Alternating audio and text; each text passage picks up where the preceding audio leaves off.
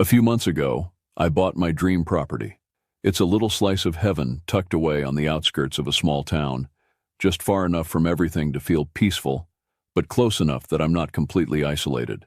The house sits on a hill at the end of a long private road that winds through the trees. When I say private, I mean private. It's legally my property, maintained by me, and marked with a giant private property sign at the entrance.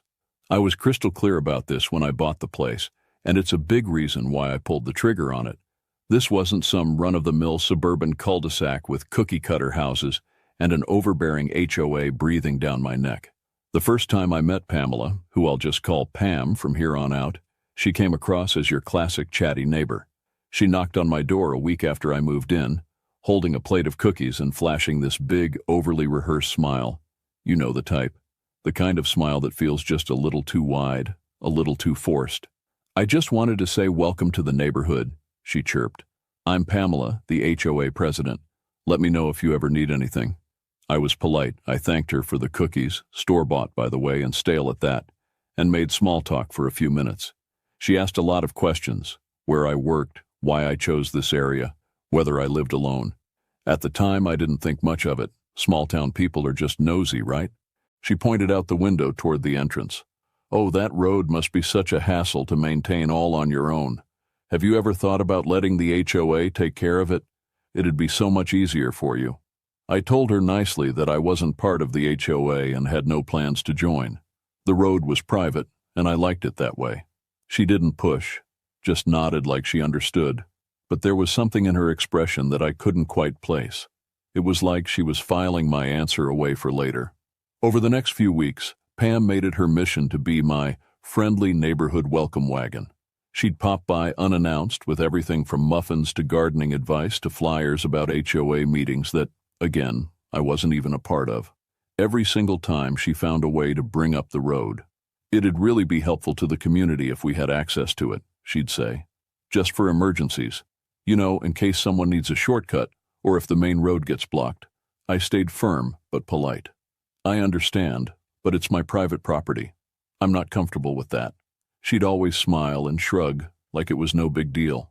"Oh, of course. Just thought I'd ask."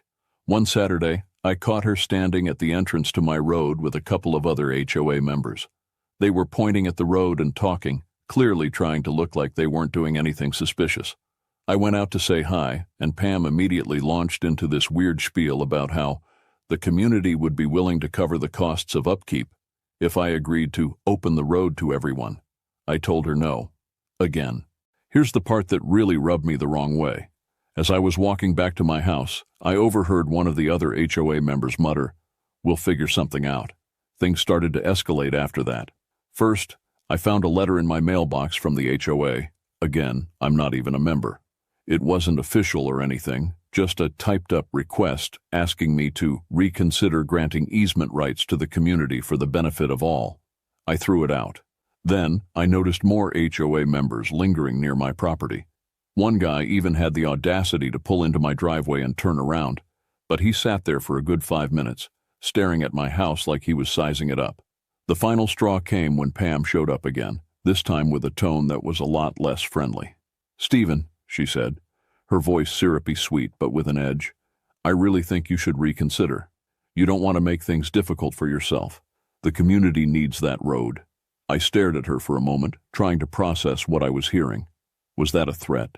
"I've been very clear," I told her, keeping my tone calm but firm. "The road is private property.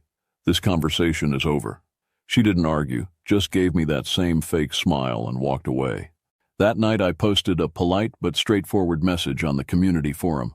"Hi all, I just wanted to clear up some confusion. My private road is not HOA property, nor will it be open for community use. I hope this clears things up." I expected maybe a few "thanks for clarifying" comments or even some pushback, but what I got instead was weird. The comment section exploded. Some people were supportive, but others? They went off. Wow, way to be selfish. This guy clearly doesn't care about anyone but himself. Why move here if you don't want to be part of the community? And of course, Pam chimed in with the ultimate passive-aggressive gem. "While we respect Stephen's decision, it's disappointing that he doesn't see the value in working together for the good of everyone. We'll continue to hope he changes his mind. I thought that would be the end of it.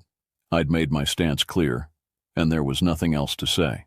But then I started noticing things. A car parked just outside the entrance to my road for hours at a time. A group of kids riding their bikes up and down my driveway when they thought I wasn't home. And then, yesterday, I found orange spray paint markings at the end of my road, arrows, lines, and what looked like measurements. I don't know what they're planning, but I'm starting to think Pam and her little HOA friends aren't going to let this go. After I posted my message on the community forum making it clear the road was private and not HOA property, I thought that would put an end to it. I really did. But the spray paint? That was just the beginning. The next week, I started noticing small inconveniences that felt too coincidental to ignore. First, my trash didn't get picked up. I called the company, thinking it was a mistake, only to find out they'd been informed my property was no longer eligible for service because it was outside the HOA's jurisdiction. I was baffled. "Who told you that?" I asked the customer service rep.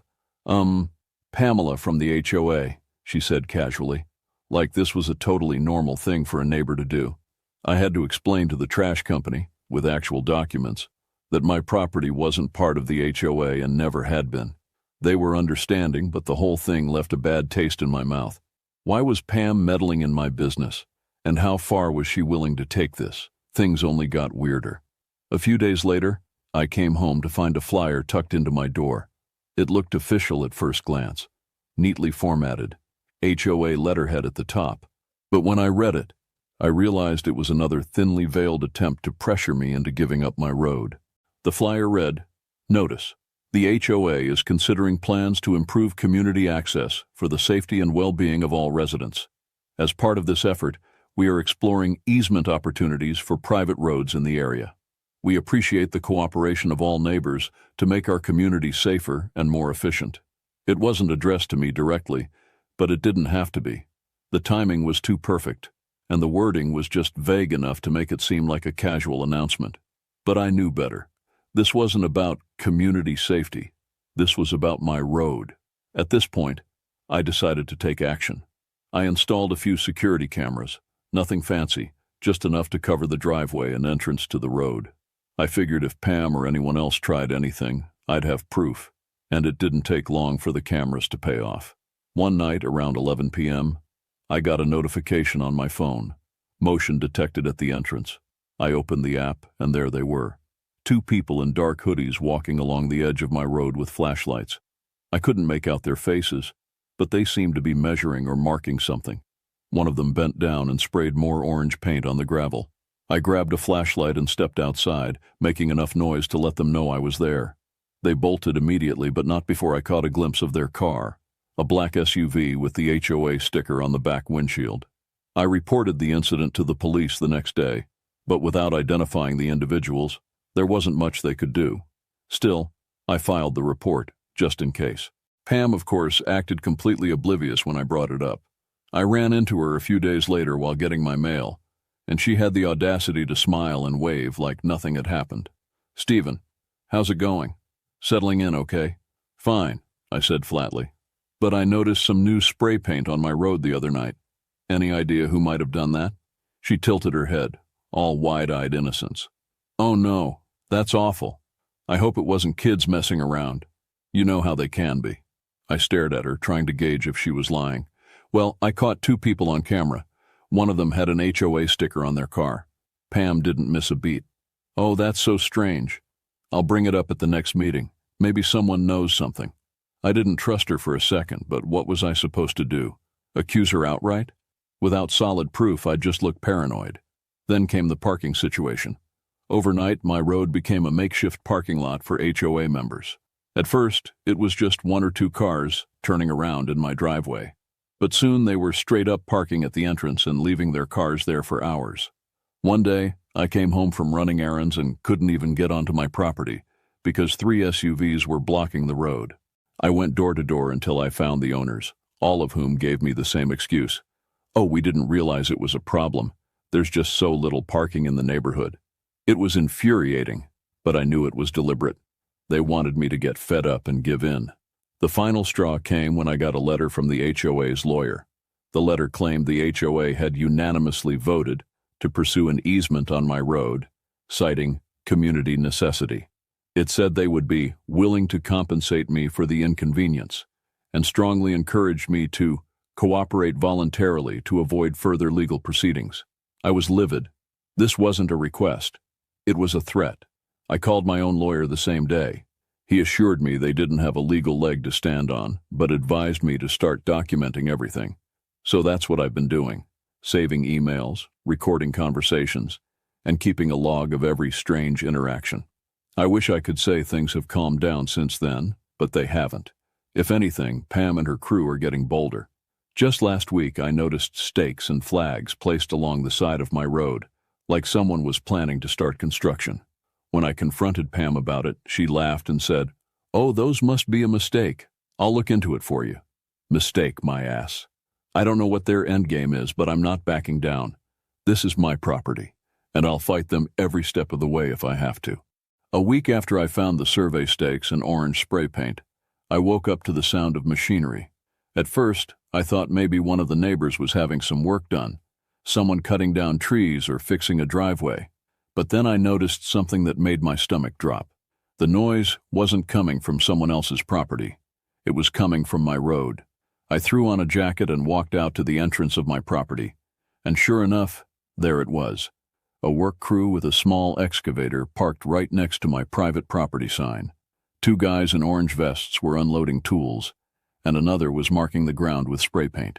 I took a deep breath, walked right up to the guy with the clipboard, and asked as calmly as I could, "What are you doing on my property?" He looked at me like I was the one in the wrong. "We're here to prep for road work. Shouldn't take long." "Who hired you?" I asked. He pointed vaguely toward the neighborhood. "The HOA. They said it's approved." "Approved? Approved by who?" "After I sent the crew packing. Yes, they left, but only after I told them I'd be calling the police. I realized two things. The HOA wasn't going to stop unless I made them stop. I needed backup. I called my lawyer and explained what had just happened. He was immediately on board, especially since I'd been documenting everything. Emails, videos, even the ridiculous lawyer's letter they'd sent me about community necessity. He told me it was time to hit them where it hurt, their pocketbook. The next day, I walked into an HOA meeting uninvited. Technically, I'm not a member, so I didn't have to give notice or wait for an invitation, and at that point, I was done playing nice. Pam, yes, the queen of all this nonsense, was running the meeting, of course.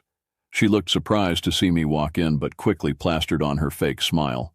"Oh, Stephen, how nice of you to join us. We were just discussing the illegal road work on my property," I interrupted. I held up my phone. "I have footage of your work crew trespassing, copies of every letter you've sent me, and a police report ready to go. I'll let you explain to the group how you thought that was a good idea." Pam opened her mouth to say something, but another HOA member, Terry, jumped in first. "We thought we were doing what was best for the community." "What's best for the community?" I repeated. "Terry, my property isn't even part of the HOA. You all have no legal right to access my road, let alone start digging it up. Do you even realize what kind of lawsuit you're inviting?" Pam tried to regain control, saying something about miscommunication and misunderstandings, but I wasn't having it. I told the group point blank that if they didn't back off immediately, my lawyer would be filing harassment and trespassing charges against the HOA as a whole, and if necessary, against individual members. After that meeting, things started to change, but not in the way you'd expect. Pam stopped showing up at my door, but I started noticing subtle signs that someone was still keeping tabs on me. A car would park across the street from my road for hours, headlights off, engine running. Flyers about community easements kept showing up in my mailbox. And then there was the night I caught someone on my cameras again, this time walking along the side of my road with what looked like bolt cutters. I didn't confront them. Instead, I called the police and sent the footage to my lawyer. He filed a cease and desist letter the next morning, this time addressed specifically to Pam and a few of the HOA board members by name.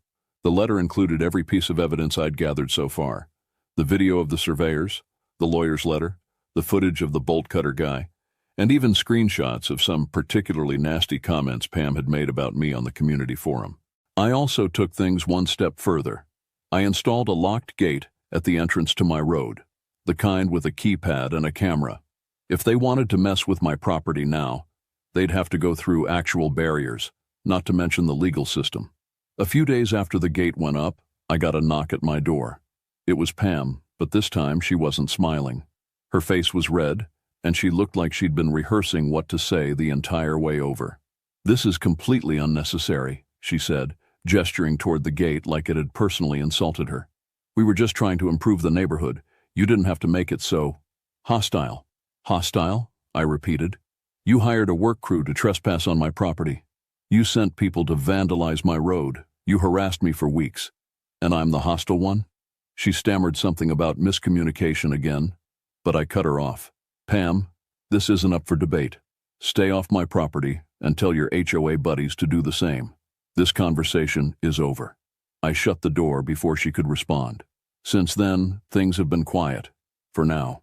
The HOA hasn't sent any more letters, and the parked cars near my road have disappeared. My lawyer says the cease and desist letter likely scared them off, but I'm not naive enough to think this is truly over.